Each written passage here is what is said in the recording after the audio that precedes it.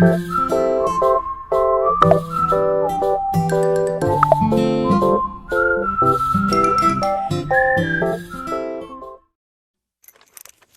day. Allow me to introduce myself.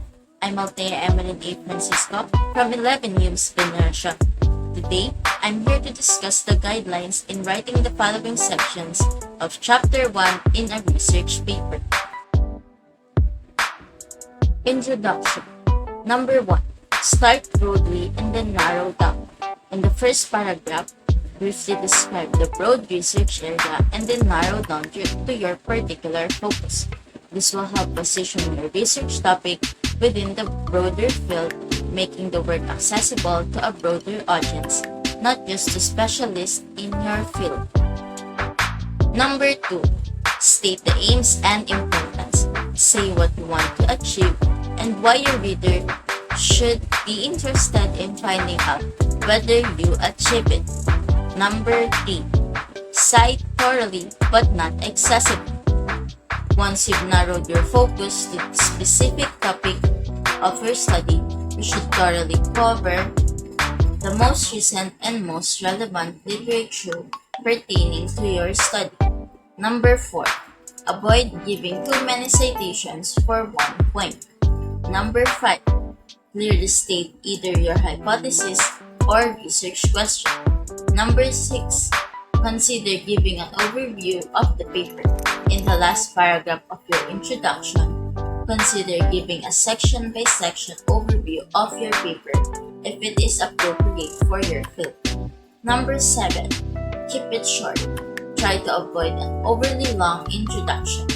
A good target is 500 to 1,000 words. Number 8. Show, don't tell. Instead of simply saying that the topic is important, show why the topic is important. Number 9. Don't bury your readers in detail. In the introduction, if your paper is in a field that commonly summarizes the study's main result before starting the methods, you should avoid stating too many detailed results because these results need the development in the other sections of your paper to be properly understood. Theoretical framework. Number 1. Identify your key concept. The first step is to pick out the key terms from your problem statement and research question. Concepts often have multiple definitions, so the theoretical framework involves clearly defining what you mean by each term. Number 2. Evaluate and explain relevant theories by conducting a thorough literature review. You can determine how other researchers have defined and drawn connections between these key concepts. As you write the theoretical framework, aim to compare and critically evaluate the approaches that different authors have proposed. Number 3. Show how your research fits in.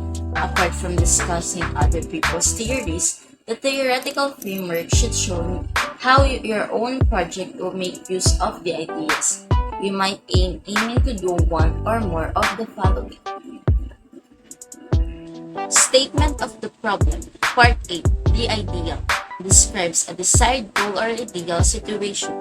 Explains how things should be. Part B. The reality. Describes a condition that prevents the goal, state, or value in Part A from being achieved or realized at this time. Explains how the current situation falls short of the goal or ideal. Part C. The consequences. Identifies the way you propose to improve the current situation and move it closer to the goal or ideal. Significance of the study. Number 1. Refer to the statement of the problem. Your problem statement can guide you in identifying the specific contribution of your study. You can do this by observing a one-to-one correspondence between the statement of the problem and the significance of the study. Number 2. Write from general to specific contribution. Write the significance of the study by looking into the general contribution of your research, such as its importance to society as a whole. Then proceed downwards towards the individual level, and that may include yourself as a researcher. You start broadly, then taper off gradually to a specific group or person. It's like an inverted pyramid, a deductive approach. So you write from the general to the particular uses of your research findings. Scope and delimitation. Let's talk about how to write the scope first. In order to write the scope, answer the following question. Why the general aims and objectives of the research? What is the subject to be investigated and the included variables? Where is the location or setting of the study? Example, where the data will be gathered and to which entity the data will belong. When is the time frame within which the data is to be collected? Who are the subject matter of the study and the population from which they will be selected? This population needs to be large enough to be able to make generalizations. How the research is to be conducted, including a description of the research design, methodology, research tools, and analysis techniques. Since the delimitation parameters are within the researcher's control, readers need to know why they were set, what alternative options were available, and why these alternatives were rejected. For example, if you are collecting data that can be derived from three different but similar experiments, the readers need to understand how and why you decided to select the ones you have. Definition and terms.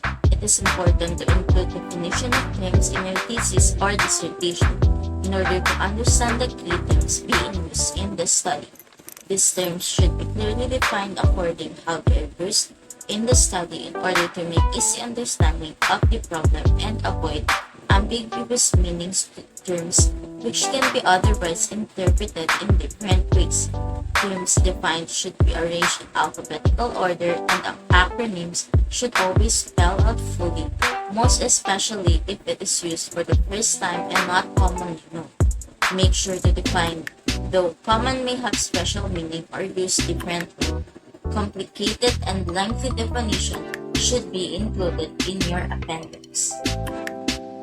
You should follow these rules and guidelines in order to write an efficient Chapter 1.